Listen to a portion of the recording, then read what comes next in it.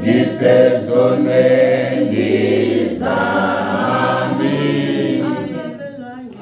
akazelwane dlula langisindisana Baba ngiyabonga nangenhliziyo yami sengiyavuma ngithi ungumsindisi wami uJesu Kristu inkosi ngiyabingelela ubaba Apostle Mtsibande, ngibingelele nomama abazalwane bonke egameni likaJesu. Amen. Umamzikalala eGlenco. Ngiyabonga ke kakhulu uNkulunkulu ukuthi asivulele ithuba elifana naleli ukuthi sizohlanganyela kule ndawo. Siyambonga kakhulu ngasenzele kona. Ngiyamthanda ke kakhulu uJesu bazalwane, wayisiza impilo yami. Wafika impela kugubi kubhekele nale. Kodwa nje wayithatha yami impilo wayizuza, ingakho ke nje ngithi nje ngizomethemba njalo.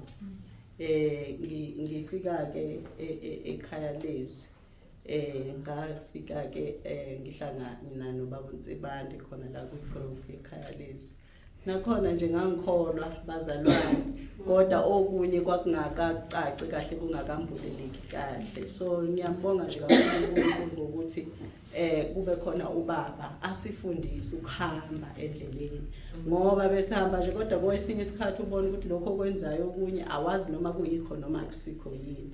So nje ngokufika ngokuthi uJesu asivusele incebo yakhe nje ukuthi sifundise lokho, kuye kwayisiza kakhulu futhi eyami impilo. Kuningi ke bazalwane okwenzekile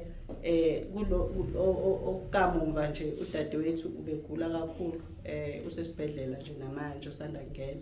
Bekungathi nje uphanjanelwa nawo umqondo, engenwa nje izinto esingazazi, khuluma nje izinto eziningi ezingahlangene nje nanokukholwa nanevangeli. Usindisiwe ke bazalwane, khona inkonzo angena kuyona, kodwa ngathi uthole nanemoya emibi. So nje bese kungathi umuntu ohlanyayo segula ngekhanda.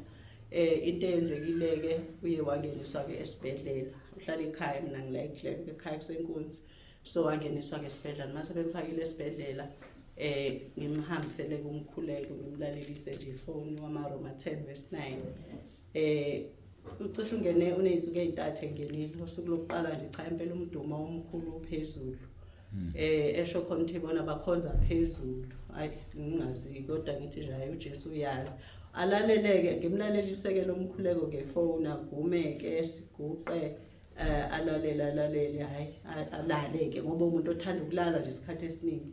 Kodwa mayivuka nje khuluma into nje ephambene obona nje ukuthi cha usangene nawo ngomqondo manje. Ngakusasa ke mangibuyela futhi ngiphinde futhi ngimlalelise kube sephila bazalwane.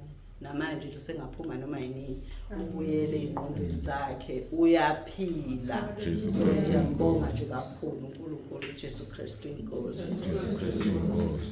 Imkhumbulo